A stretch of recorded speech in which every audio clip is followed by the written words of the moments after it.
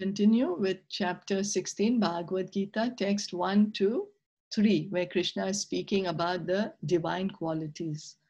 He's enumerating to Arjuna what are the divine qualities.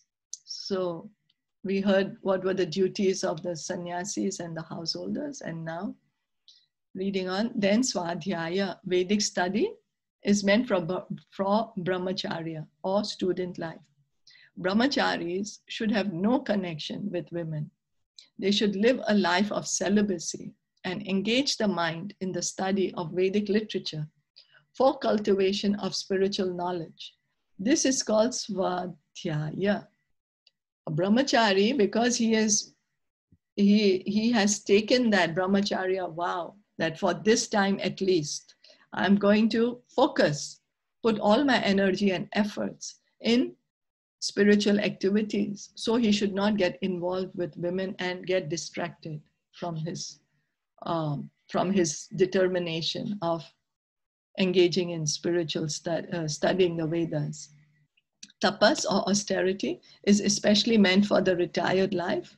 One should not remain a householder throughout his whole life. He must always remember that there are 4 divisions of life: brahmacharya, grihast, vanaprasth, and sannyas. So after grihast, householder life, one should retire. One should. It's not that, now why is this given? Because when we are in the grihast life, we get so attached. We are doing so many activities. So our mind, we don't have much time to engage in spiritual activities, to actually cultivate the bhakti, to actually, get that connection with Krishna, the personal relationship. So the Vedas always advise that after grihast life, okay, you have done your sense gratification, you worked how much you wanted to work, you have gotten a family, you have enjoyed your senses. Now, because soon you're going to give up the body. So start practicing to focus for yourself for the moment of truth, the point of leaving the body. So we have to practice for that. If one lives for 100 years, he should spend 25 years in student life, 25 in householder life, 25 in retired life, and 25 in the renounced order of life. These are the regulations of the Vedic religious discipline. A man retired from household life must practice austerities of the body, mind, and tongue. That is tapasya. So what is vanaprastha life? He takes some voluntarily, some austerity, not that, oh, I want to engage my sense gratification, I'll eat whatever I want, do whatever I want to do. No, we voluntarily take some controlling our senses, our body, our mind, our tongue, what we are talking, what we are thinking. That is tapasya. The entire Varnashram Dharma society is meant for tapasya. Without tapasya or austerity, no human being can get liberation. The theory that there is no need of austerity in life, that one can go on speculating and everything will be nice, is recommended neither in the Vedic literature nor in the Bhagavad Gita. So there are many people who says you can think whatever you want, it's okay, you'll get the result. But that's not recommended. That nowhere is it given. No Vedic literature says that. Bhagavad Gita also doesn't say that. All the literature say we have to do austerity.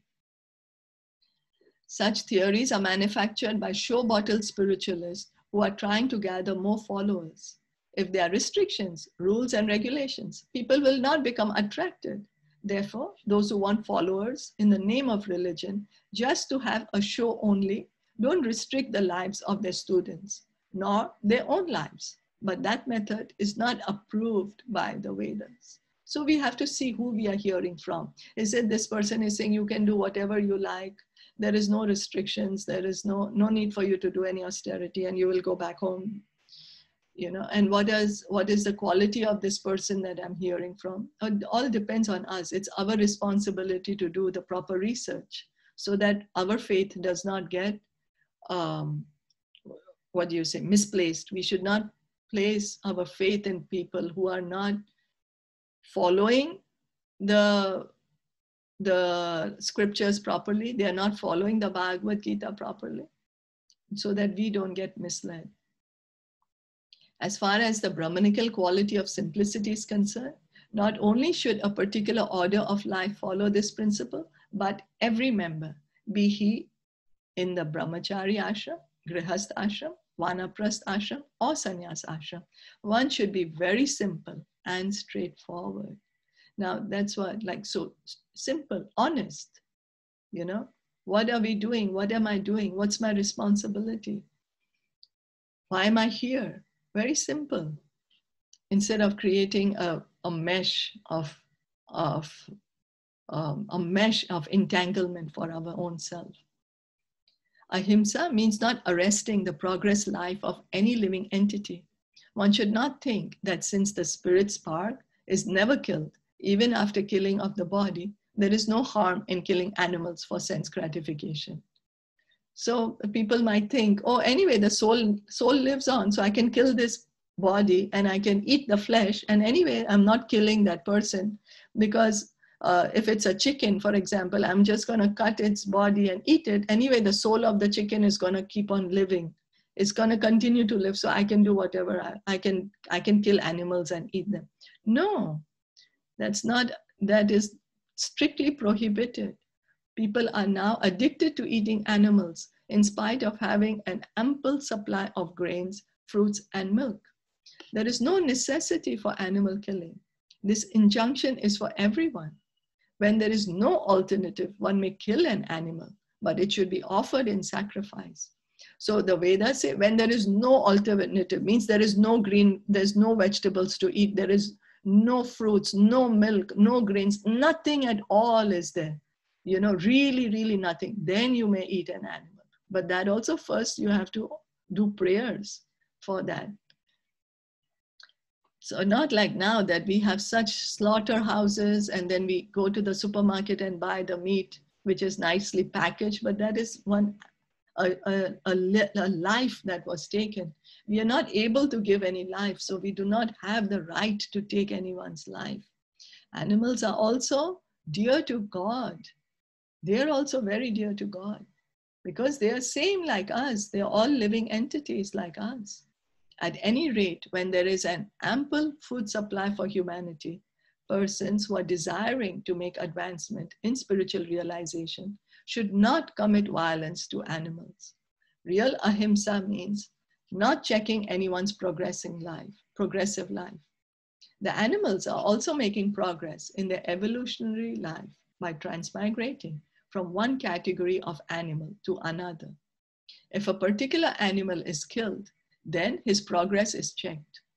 If an animal is staying in a particular body for so many days or so many years and is untimely killed, then he has to come back again in that form of life to complete the remaining days in order to be promoted to another species of life.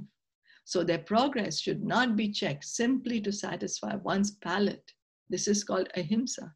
So the animal, he's on his evolutionary journey, and if we kill it, what happens? He has to again be born in that same animal species. Otherwise, if he was not killed, you know, he could have progressed from this animal body. He would have been taken a higher form. But now, because we are checking his progress of evolution, we get implicated. So the sins come to us. Then again, we take birth as animals because that's what we are doing. So laws of karma are there. That's the reason. The Vedas, they say, ahimsa, don't kill animals.